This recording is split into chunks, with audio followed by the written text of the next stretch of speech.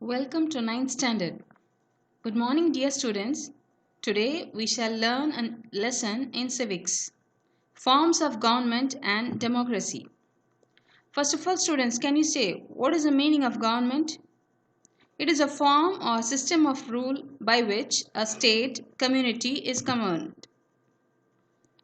What do you mean by forms of government? It is a constitutional system of government, commonwealth, democracy, republic, a political system in which the supreme power lies in a body of citizens who can elect people to represent them. There are different forms of government: aristocracy, monarchy, autocracy, oligarchy, theocracy, democracy, and republic. So, first of all, we'll see what is aristocracy. It's a class of persons holding exceptional rank and privileges, especially the hereditary nobility. A government or state ruled by an aristocracy, elite, or privileged upper class government by those considered to be the best or most able people in the state. Example: United Kingdom and Spain. Next, we shall see what is monarchy. It's a system of government or rule by a king or queen. Monarchy is a kind of government where a monarch, a kind of hereditary ruler, is a head of state. Monarchs usually rule until they die or pass down. Most monarchies are hereditary, but some are elected. Example: Bhutan, Oman, Qatar. Now let's move on to autocracy. It's a system of government of a country in which one person has complete power. Autocracy is a system of government in which supreme political power to direct all the activities of the state is concentrated in the hands of one person whose decisions are subject to neither external legal restraints nor regularized mechanisms of popular control. Example: North Korea and Saudi Arabia. So next form of government we can see oligarchy. Oligarchy is a small group of people. It's a type of a government in which we find a small group of people having control of a country or organization. Oligarchy is a government by the few, especially despotic power exercised by a small and privileged group. Oligarchy in which members of the ruling group are wealthy or exercise their power through their wealth are known as plutocracies. So here we find the example: former Soviet Union and Venezuela, North Korea. The next, theocracy. It's a system of government in which priests rule in the name of God. Theocracy is a government by divine guidance or by officials who are regarded as divinely guided. In many theocracies, government leaders are members of the clergy, and the state's legal systems is based on religious law. Example: Vatican. So next we'll see the type of the form of government in which we can see republic. Republic is a form of government in which a state is ruled by representatives of the citizen body, because citizens do not govern the state themselves but through representatives.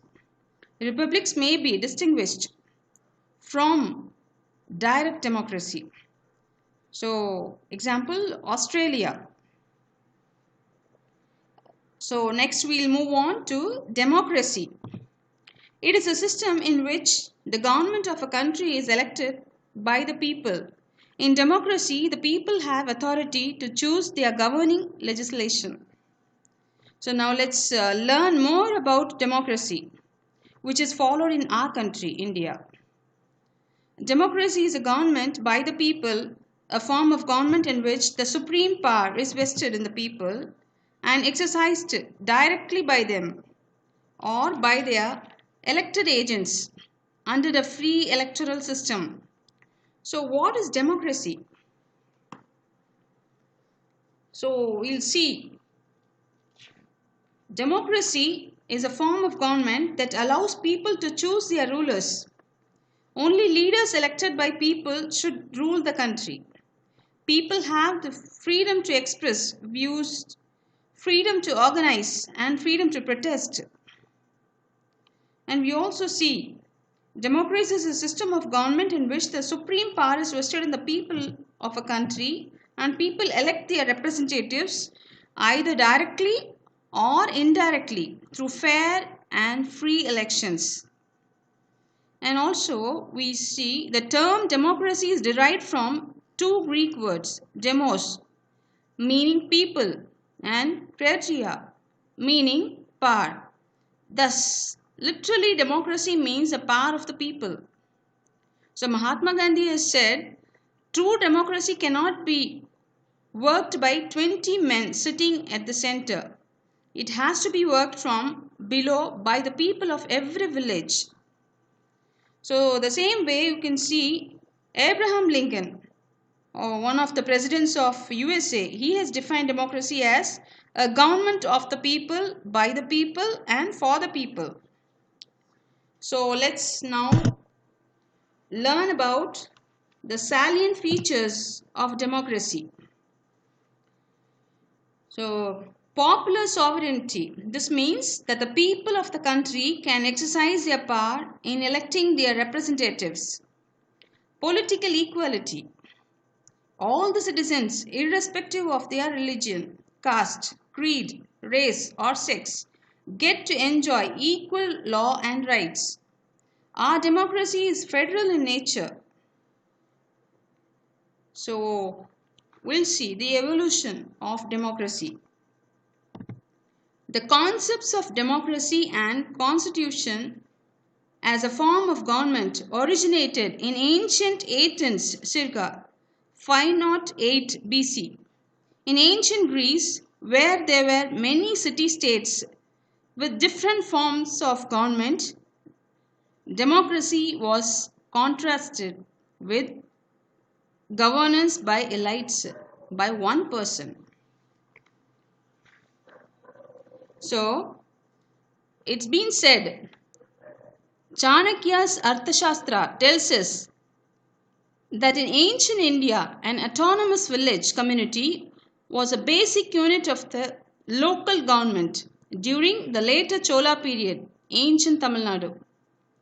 So, Kudavole was a very notable and unique feature of the village of the Cholas. The evolution towards a democracy is represented by the following values: freedom, equality, fraternity, accountability, transparency, and trust. So these were the things which we have learned in today's lesson, and in the next class, students, we shall learn the types of democracy and also the conditions for the success of democracy in India, and also the major challenges to Indian democracy. So in today's lesson, we complete with the forms of democracy and the evolution of democracy, salient features, all these we have seen. So thank you, students.